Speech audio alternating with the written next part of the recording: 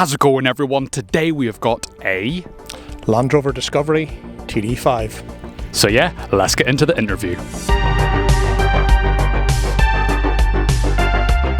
What are the specs of the Land Rover? Well, it's a 2001 automatic TD5, which is the most common of diesels in the Land Rover Discovery 2. I've had it for 17 years, and it's proved to be extremely reliable. Of course, you're fixing things, but Land Rover ownership is what it is. It's been a great workhorse. And where's the power being sent to? Well, it's a permanent four-wheel drive system through the transfer box from the gearbox.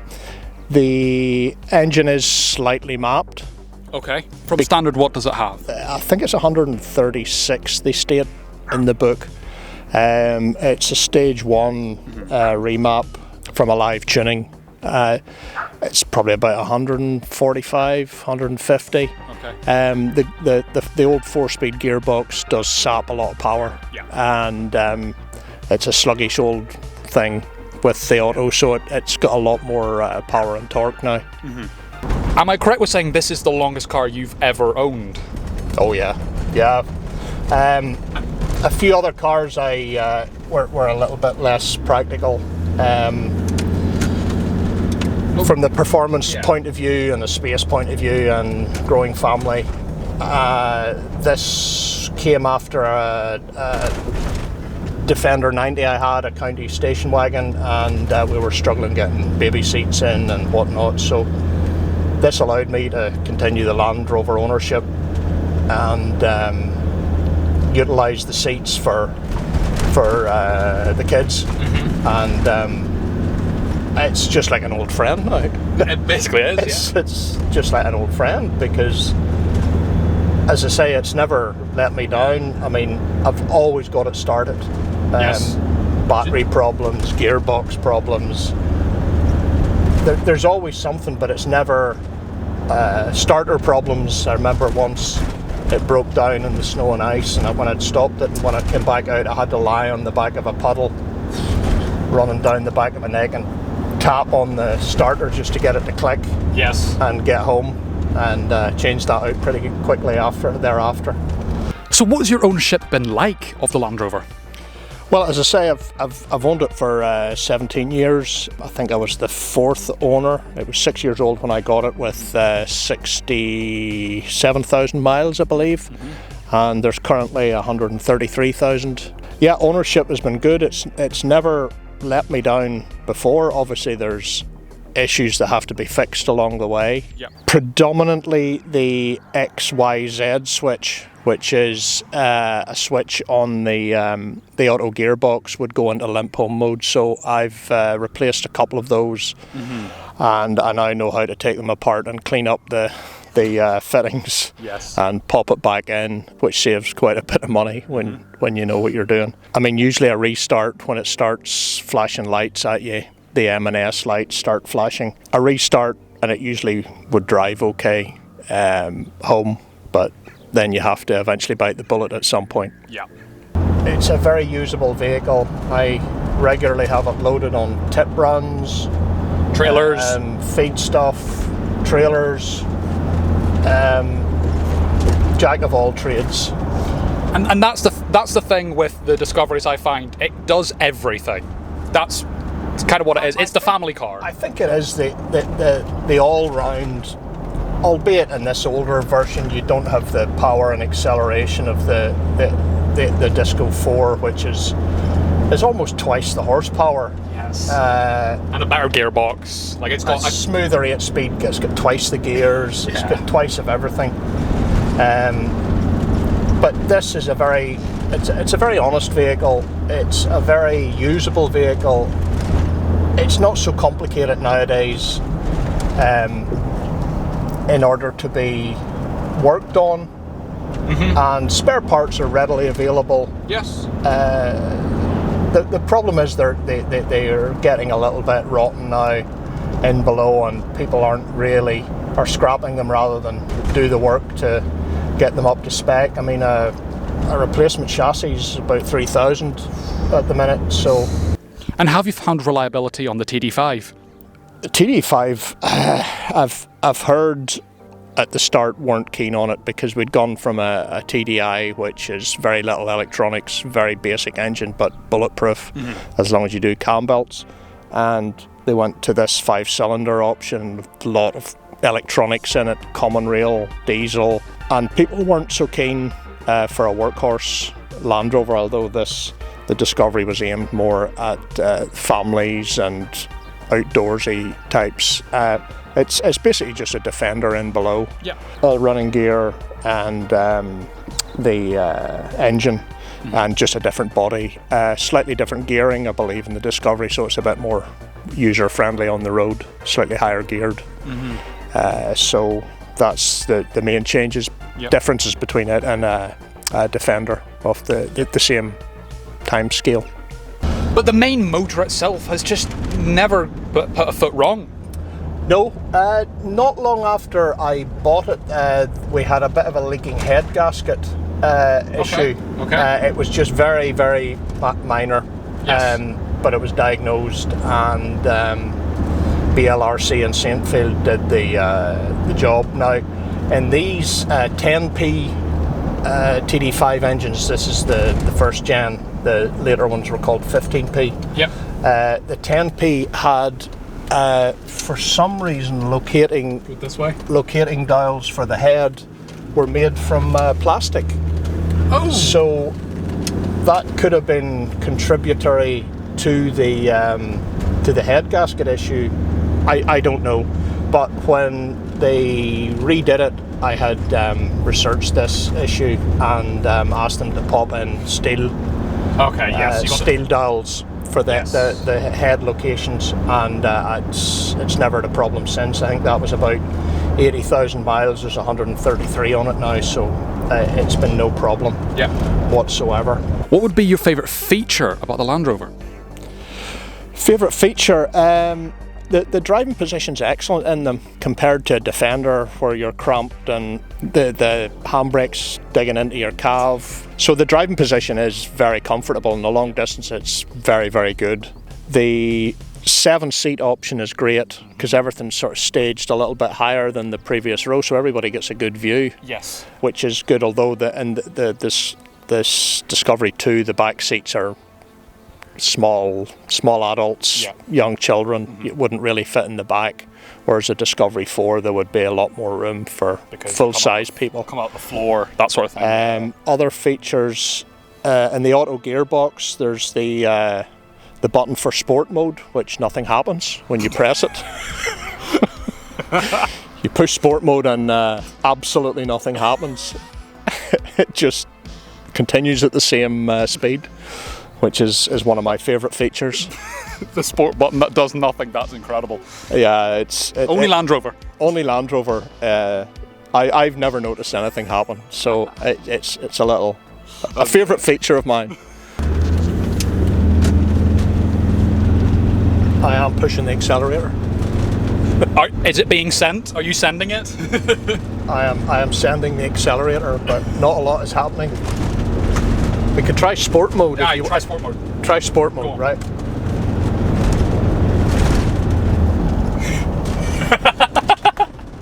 Nothing. The sport mode. All I've got is a sport mode. A little green light that says sport, but nothing is happening. It does come on. I think what it's supposed to do, it holds on to the revs a little bit higher, but you do not feel a difference. You're out of the torque band anyway, so it's not in a diesel. That just doesn't really work. So we'll take that off because it's obviously frightening people. So what are the modifications that you've done to the Land Rover? Well, just to make it a bit more usable, really. Like I say, I've remapped the engine to a stage 1 to give it a bit more power and torque. The tyres, BF Goodrich All-Terrain, which have been superb tyres, very hard wearing. They're currently sitting on 245 75 16-inch, and they're fantastic. They just fill the arches a little bit better, give you a little bit more ground clearance. And look very aggressive. Yeah, it puts the speedo out a couple of miles per hour, but yeah, as long as you're aware that that's the case. The headlights were modified. Should have had the square headlights originally, but this is the facelift headlights on this one. Okay. It just gives a brighter beam, in my opinion. Some people would say it's nothing, doesn't make a big difference, but I think it gives a brighter beam. Okay. So that's why I did them. She's standard still on the airbags. The original airbags. Gosh. Not the original airbags there. Oh, right. I've replaced them, but she's still on the original Air, which they only came with the self-leveling system at the back. Yeah. In the Discovery 2, and I've still got her on bags. I just like the. That's interesting because a lot of people would actually modify that and go back to springs. A lot of people go back to springs. I don't know if they give me any trouble, whether I might go to springs eventually, because it's just mechanical. There's no pumps or pipes or bags to burst or anything. But for the minute, I've always had her on bags, and she's been great. The air suspension system is great.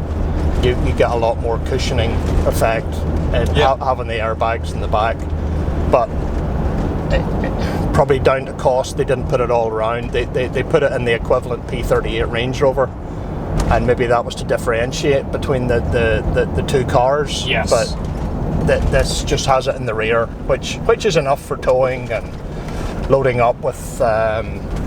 I've had a lot of blocks of wood in the back, like 20 odd bags, and it's sitting on the bump stops, and when you start the engine she just picks up and levels out. Brilliant. So you're not sitting on the bump stops to come home. Yes. So do you have any future modifications in mind?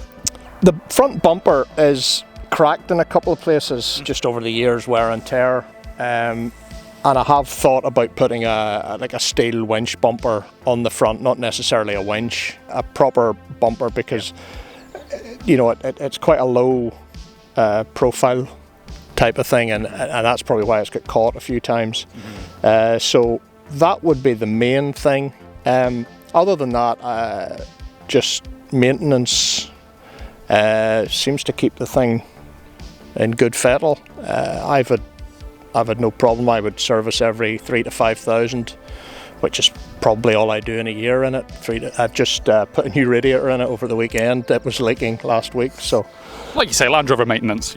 Land Rover maintenance, yeah. There's a list of things that are very regular failures on these. But sure, that's just an average service. You know, you just replace them. Yeah. For a normal car, an oil change is a service. For a Land Rover, it's a whole intercooler. Yeah, well. The intercooler was fine. Sorry, what was it, the oil cooler? No, that was the radiator. The radiator, my bad. The radiator I replaced. These XYZ switches that control the gearbox, Land Rover in their wisdom put them below the two outlets for the air conditioning system, so you've got an electrical switch getting dripped on, which isn't really the smartest engineering thing to do, so I just run extending pipes to bypass it to stop it getting dripped on. The gearbox, they say these things are sealed for life. I've flushed it every 3-4 years, something like that. But have you had any major problems with the gearbox? No, just as I say with the control switch. Yes. Okay. I put a couple of those in, and I now know what I'm doing to take them apart and clean them up, put them back in. Couple of hours, not even a couple of hours. Yep. So you can fix these things yourself now, and because they are expensive, the switch unit alone, last I looked, was about 360, and when they're failing every 5 years isn't good. So now Land Rovers don't have the best name, well, for rust. How are you finding it? Yeah, everybody that's got a Land Rover gets a little bit of rust now and then. Yeah. I haven't been too bad because I've treated the chassis a few times over the years, and wax oiled it and keep it in good order. But I had to get the sills welded on her 2 years ago, and I had to get a couple of the mounts for the dampener and one of the airbags re-welded because there was little holes starting to come through. Yeah. Toying with the idea at the minute, maybe do a chassis change out, put a nice galvanised chassis in, which would extend the longevity of the vehicle dramatically. Yeah. Because you don't see so many of them on the roads nowadays, and I like them. They're a quirky thing. They're noisy to drive. They're an acquired taste. Turning circles, dreadful, but it's a Land Rover, and that's what we like about them. Exactly, and especially in this colour. What is the actual colour name? This colour's the Epsom Green. Epsom Green. Very, very dark green. It's very, very dark green. It has the 7-seat option, but it's the GS spec, although it's automatic. So it's one of the lower spec. It doesn't have leather interior, but to be honest, the leather interiors can crack. It's maintenance as well. I just put seat covers on, take them off when you're in good clothes, and the seats have stayed pretty good overall in the car.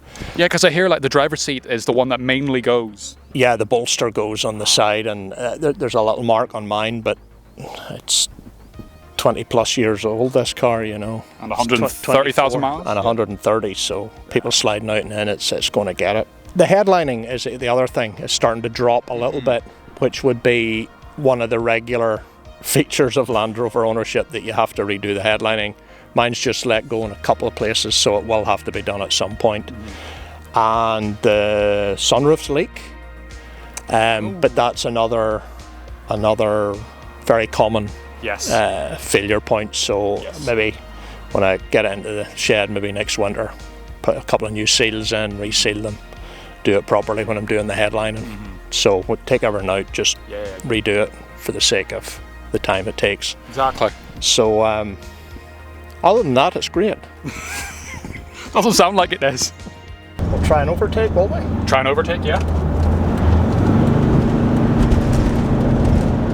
There was revs. No, there was revs, but no sport button had to be pressed. No sport button had to be engaged, cajoled into performing. So it managed that no problem. So what's your opinions on the actual automatic gearbox? Well, it's an older unit. It was fitted in classic Range Rovers, I believe, in the late 70s probably is where it comes from.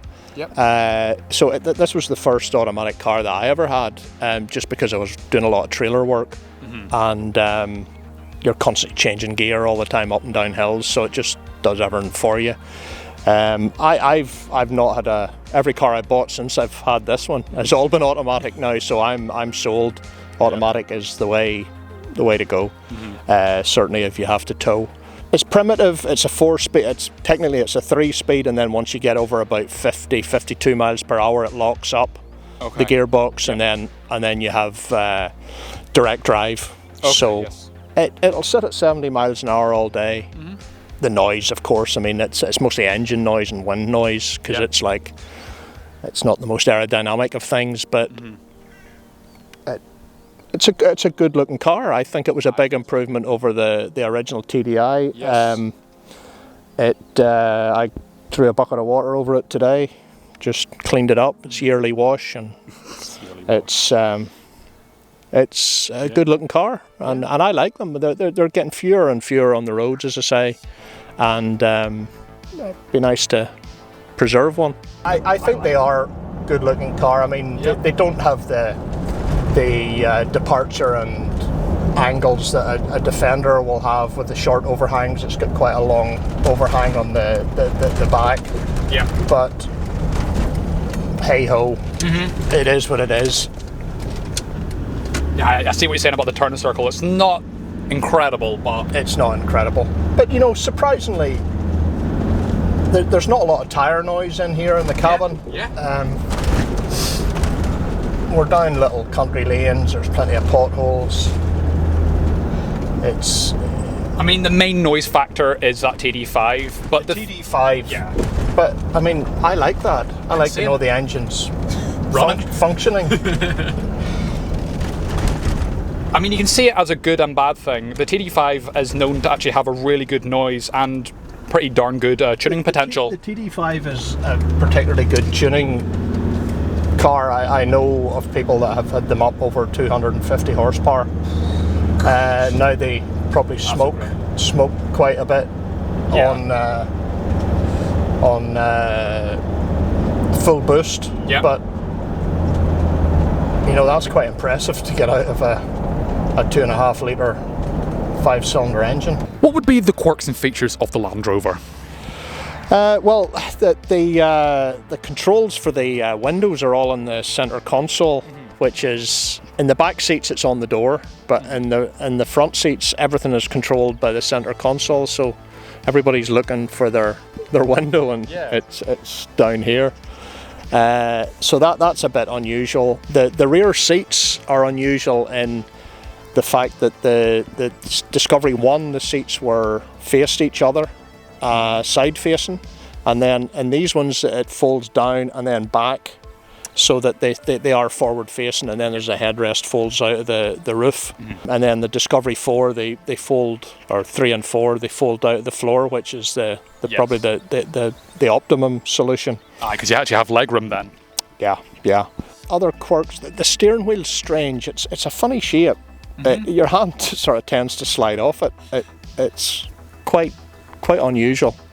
And it doesn't seem to, like, when you're turning, it doesn't go back to exactly where you placed it. I think that's to do with the big tyres, maybe. Yeah, possibly the off-road tyres. It doesn't self-centre so quickly. You have to steer it because of probably the friction that they cause on the road. Yeah, that's very true. So yeah, possibly. Yeah, and I put a set of cup holders I got, which were for the American market, and I believe they're getting quite scarce. Oh, right. To be able to get them. There's plenty of the tan ones, but I get the grey ones that fit this interior. So, but I bought them many years ago, and was glad I did at the time. Now I'm wondering, was that sport button a fluke? Do you want to maybe just press it one more time, because it could just been a fluke. You never know. I shall rev it up to 2,500. Press the sport button. Did you hear or see anything? I felt no difference. What the hell? It's just nothing. A nothing burger. It says it's sporting, but it is not a sporting. It could have something to do with the gearbox. Maybe changes it a little bit smoother, or possibly. Like, I don't know. I never notice anything regarding it. So it's only for comedy value. That's hilarious. That is hilarious. Now it's time to rate the car. So for Future Classic, we've given it a 6. For Daily, we've given it another 6. For Wallet Hurt, we've given it a 6.5. And for Fun, we've given it a 3. So the total is 21.5 out of 40, which is 53.75%. Well, thank you guys so much for watching. Make sure you like, subscribe, follow our vlog channel, link description, and I'll see you in the next one. Bye-bye. It's crashy enough. It's right on cue. You say that, yeah. It bumps, it jumps, it rattles. It's a Land Rover. It's a Land Rover.